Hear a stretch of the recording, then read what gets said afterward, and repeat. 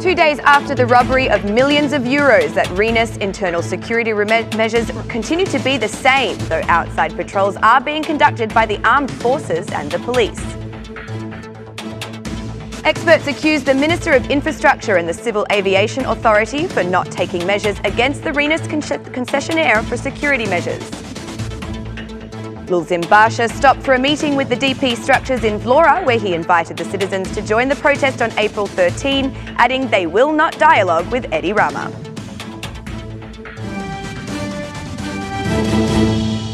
It's 6 o'clock on Thursday, the 11th of April 2019. Good evening and thank you for tuning in to RTV Ora's English edition. My name is Alexandra, bringing you the only daily update of the local Albanian news translated into English. The entrance door, located between the two 24-hour parking facilities used by passengers and citizens, is still blocked by concrete blocks and chained doors. It is from here that the perpetrators of Tuesday's airport heist are expected to have gained access. On the airport side of the entrance gateway used by the robbers, patrols are being carried out by airport security officers, as well as inspections by employees of the concession company. The security measures at the gate used by the robbers to leave the airport are higher, as patrols are being carried out by the state police, the army and the airport's internal security personnel. The armed forces that have their base at the Air Command carry out patrols across the outer perimeter of the airport, near where Admir Muratai was killed. Following the statement by the State Police Director RTV Ora, that the interior environment will also be protected by the police, the Blue Patrol have also been checking the airport's runway. The robbery at Rennes occurred last Tuesday at around 3 p.m, at a moment when cash money belonging to 3 banks was on board the aircraft, waiting to be transported to Vienna.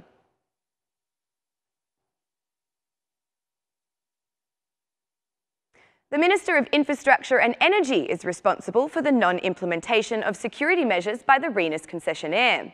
Experts invited to the studio of RTV Ora have explained that, although they had a report that the concessionaire did not meet the security criteria, they did not take measures, thus abusing duty. Meanwhile, the former Director of Civil Emergencies stated that in 2017, a proposal to increase security measures was made, but none of the recommendations were ever realised. Repeated robberies at Rennes Airport, according to experts, should result in a state response, and security should pass to the police, though questions have been raised about the deployment of the army for the airport's defence.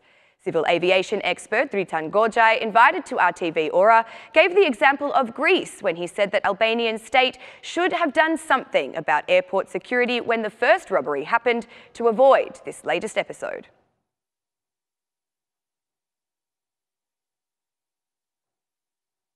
Interior Minister Sandor Leshaj has labelled the robbery at Tirana's Rennes Airport on the 9th of April as an incident and underlined that there is nothing to be alarmed about, as the airport security situation has been restored to its maximum parameters. I will never agree to call this a national shame. This is an incident. Let's not forget there have been more powerful states that have experienced such situations. No nation can declare such a situation as a shame. There is nothing to be alarmed about. We should be very calm and proud that our security instruments worked. Though one instrument dropped, that of the airport security, the other worked. The state police reacted in record time and in an incredible way. We were faced with a massive armed attack, but the state police managed to dominate the situation and provide important evidence that would serve the investigation process. They risked their lives and settled in completely unpredictable scenarios where combat grenades were used. This criminal group escaped from a state prison in the EU, but this escape was not declared as a national shame. I implore you not to enter into a situation of collective hysteria, stated Sandor Leshaj. The Interior Minister defended the decision to deploy the army at the airport. The armed forces of Albania have the constitutional mission of national security, and if we find that this security has been threatened, the armed forces offer their contribution. They have been deployed as a support to the state police structures, Leshaj added. In response to the Socialist Movement for Integration, MP Ralph Joni, who asked the minister to resign after the robbery in Rennes, Leshaj said that he never fought for the position of the Interior Minister. The situation at the airport today is indisputably safe. I am pleased to announce to all citizens and operators that the airport security situation has returned to normal. The airport activity will continue as before, concluded Leshaj.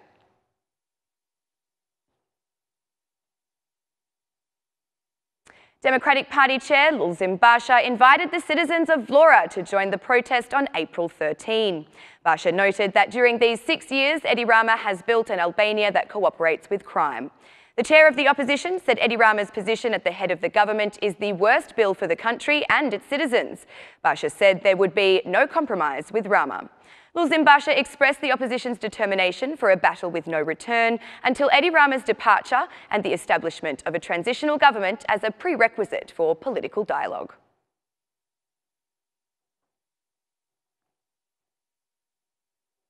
The frequent robbing of second-tier banks in Albania is expected to affect the level of risk assessed by international agencies for the country. Economics expert Ardian Civitsi says that such events have a negative impact on the economy and that measures should be taken to prevent such events as soon as possible. Civitsi explains that bank transfers are a well-known phenomenon as businesses invest surplus money to increase profits. Meanwhile, recently, lending in the country has become stagnant despite banks having over €3 billion in stock. Civitsi says such events are expected to significantly increase service costs in banks. The de-Euroisation project has reduced the interest from second-tier banks in maintaining liquidity in the Bank of Albania, making the level of transfers abroad more sensitive.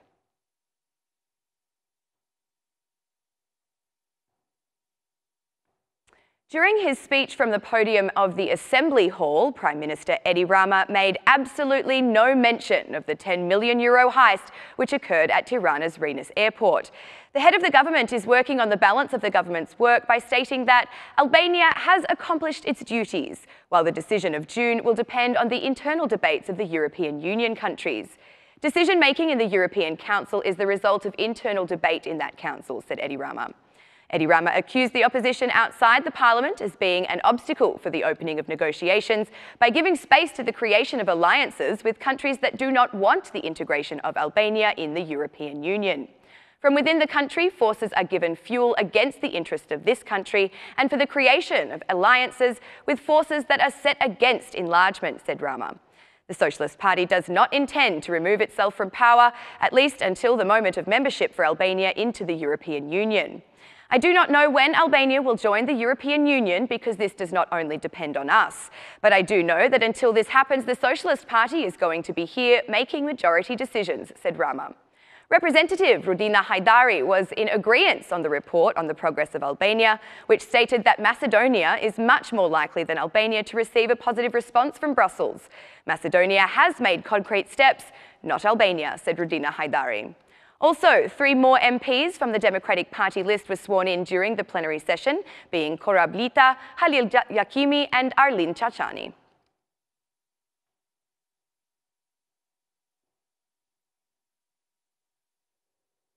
About 50% of candidate teachers have not passed the state exam. The lowest level of passing was to those who completed their studies for primary school education, where 60% of candidates failed to achieve the required result to get their licence. The failing candidates can resit for the state exam. While some may have been subjected to the test up to 5 times, as of last October, there is no limit for passing the exam, which gives them the right to practice their profession. According to the data from the Educational Services Centre, none of the candidates achieved the maximum possible grade of 10. The fee to be paid by the candidate teachers to sit the licensing exam is 10,000 lek, with an increase of 2,500 lek for each time they are required to resit.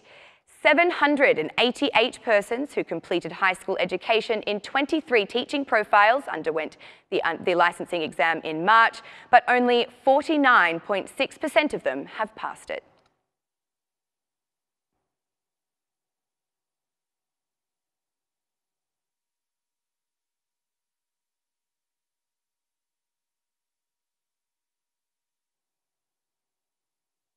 And that's the news across the country today. Thank you for watching our English edition this evening. Be sure to join us again every Monday to Saturday at 6 p.m. for the latest news from Albania. Once again, on behalf of RTV Ora, thank you and good night.